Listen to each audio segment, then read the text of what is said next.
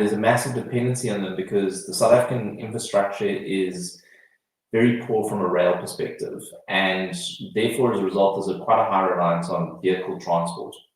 The growth of that business becomes quite interesting in that space. So initially, you might be the business owner had one truck, started to make a bit of profit, bought a second, etc.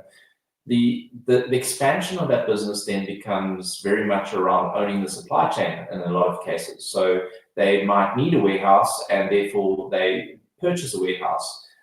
But then they become a property owner, and they might want to be a property management company. And suddenly this business has expanded from a very much a small one-man band into a multinational, multi-entity business.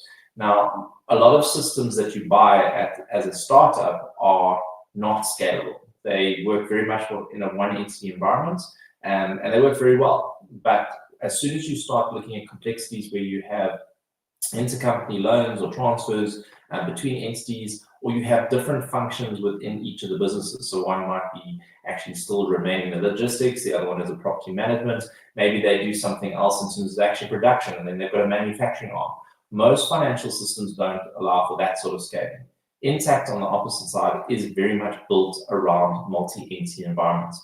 And not only is it built on the fact that you can have multiple entities, it aggregates the data across the businesses out of the box, which is a massive improvement from most ERPs, where you generally have to buy an instance of each of the ERPs for those entities, and then they have very convoluted routes of actually bringing the data together or creating ways to move the transfers across the different entities.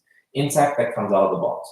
They then supplement that with consolidation module, which is a phenomenal ability for the accounting guys to actually now get a full view from an audited financial statements around which accounts, which entities do not include or deal with minority interest in different shareholders, and have all that advanced accounting sort of functionality as well, so that we have audited financial statements.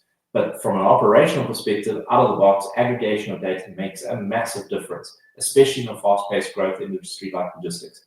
If you have multiple entities and multiple shareholders and you want to report off that very quickly in your management pack, it can be done very quickly. If a board decision, suddenly there's a new area or new region that needs to be attacked, the information is in real time through the dimension reporting and statistical accounts to make those decisions. It's got very quick and easy financial report designers and drag and drop dashboard designers, as well as some of the even more advanced reporting tools that come out of the box that can make that information real and able to be changed and configured at runtime.